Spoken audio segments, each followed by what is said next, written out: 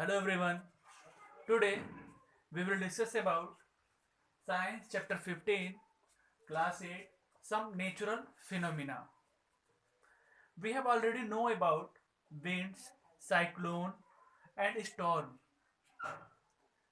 And cyclone can cause a lot of damage to human lives and properties also. In this chapter we will discuss about two other destructive phenomena, lighting and earthquake. So in this chapter we will discuss what are the lighting and earthquake. So first we will discuss what is the lighting.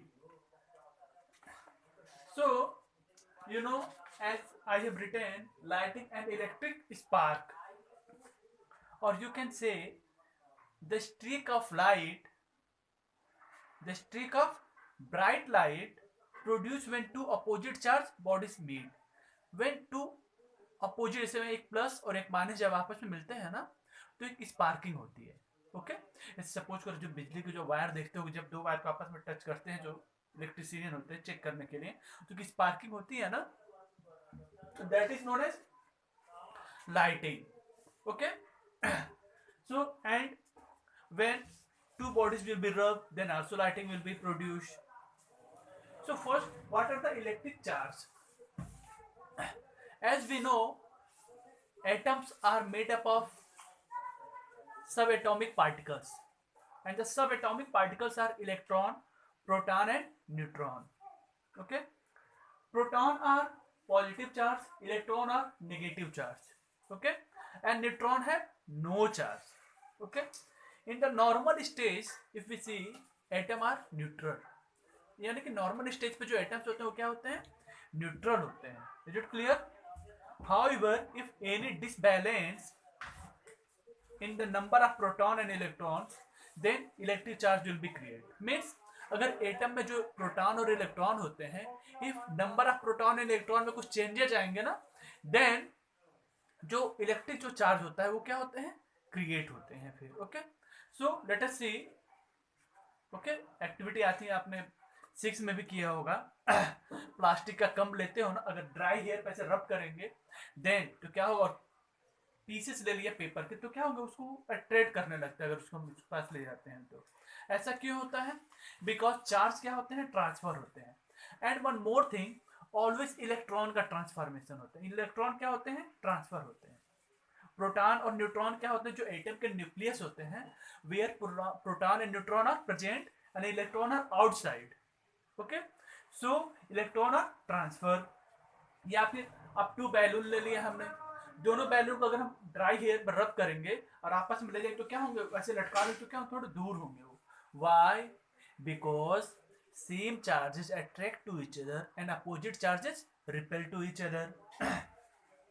The electric charge generate a kind of force. जो electric charge होते हैं ना, suppose करो दो same charge हो गए तो एक आपस में दूर दूर होते हैं ना, so electric charges generate a kind of force in them which can attract as well as repel. वो क्या करते हैं, या तो अट्रैक्ट भी हो सकते हैं या फिर रिपेल भी हो सकते हैं ऑब्जेक्ट.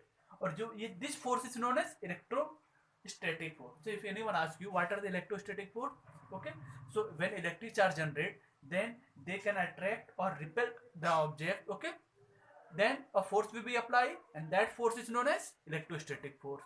यानी चार्ज के थ्रू जो फोर्स अप्लाई हो रहा है, that is known as electrostatic force.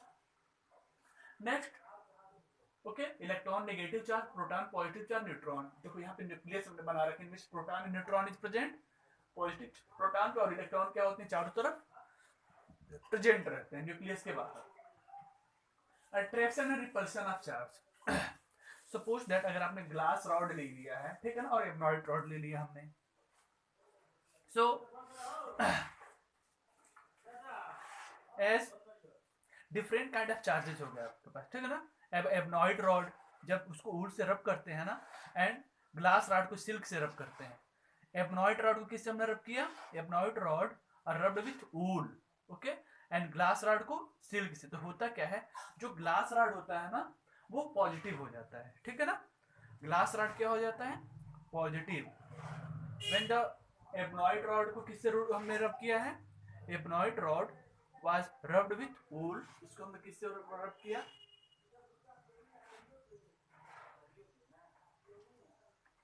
Would say, और इसको किससे,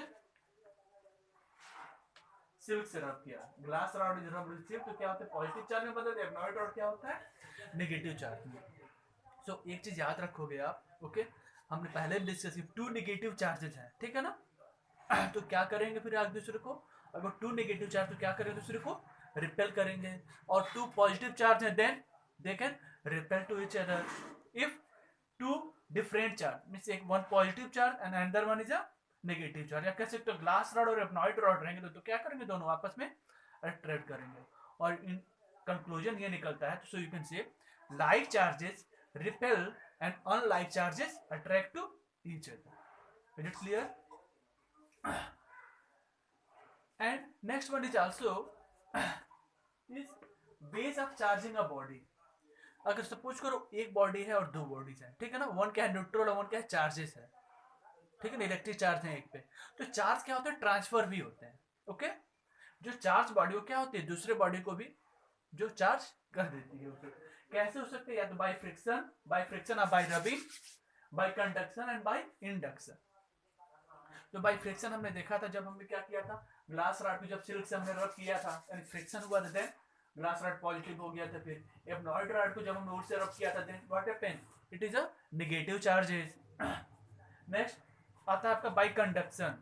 सो if we touch a charge object to an uncharge, एक चार्ज ऑब्जेक्ट को जब हम क्या करते हैं अनचार्ज ऑब्जेक्ट से क्या करते हैं टच कराते हैं, तो क्या होता है जो चार्ज होते हैं वन बॉडी से अदर बॉडी में फ्लो हो जाते हैं, ठीक है ना। Next one is charge by induction. इनमें क्या होता है इंडक्शन में जो बॉडी टच नहीं होती है, ठीक है ना, थोड़ी बहुत डिस्टेंस उसमें लगे रहते हैं। फिर we can also charge the body by bringing a charge body near it, उसके पास लाके भी चार्ज कर सकते हैं but without touching. The body being charge gets an opposite charge that of the body charging it. जो body charge कर रही है ना उस पर कोई और चार्ज होगा और दूसरे बॉडी पे दूसरा चार्ज हो जाएगा। फिर और कह सकते हो मान लो ये चार्ज बॉडी है, ये चार्ज बॉडी नहीं है, जैसे इसके नियर बाई ला रहे हैं ना, एक पे क्या हो जाएगा पॉजिटिव चार्ज है, अंदर वन पे नेगेटिव चार्ज हो जाएगा। फिर तो ये थ्री प्रोसेस थे इन विच जो चार्ज ट्रांसफर हो सकते हैं, एक बॉडी को हम दूसरे बॉडी में चार्जिंग कर सकते थे। How? By friction, by conduction. By friction या बाय रबिंग, हम फ्रिक्शन या रबिंग करके, कंडक्शन टच कराने पड़ते थे ऑब्जेक्ट को, then another object will be charge. By induction touch कराने की जरूरत नहीं होती, ठीक है ना, थोड़ी डिस्टेंस पे भी क्या होता है चार्ज ट्रांसफर हो जाते हैं। Is it clear? Next one is a detection and measurement of charge. कैसे हम चार्ज को मेजर कर सकते हैं, ठीक है ना, बाय इलेक्ट्रोस्कोप। वो इंस्ट्रूमेंट का नाम क्या है? इलेक्ट्रोस्कोप।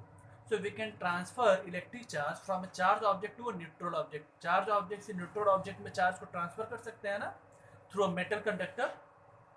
सो अ डिवाइस होता है इलेक्ट्रोस्कोप जो क्या होता है डिटेक्ट करता है और मेजर करता है इलेक्ट्रिक चार्ज को, कितने चार्ज ट्रांसफर हुए हैं, ठीक है ना, या कितना चार्ज अभी इसके पास है। How can you major?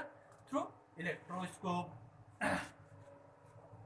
इसके ना आपको करते क्या हो, एक हमने क्या ले लेते हैं एक जार ले लिया हमने, ठीक है ना, ओके, एक बेल जार ले लिया, उसमें क्या करें आपके बुक में फिगर दे रखा होगा, एक जार है, ठीक है ना, ऊपर से गोल्ड फॉइल ऐसे पेपर जैसे ले लिया ना, उसको ऐसे फोल्ड करके लगा दिया हमने।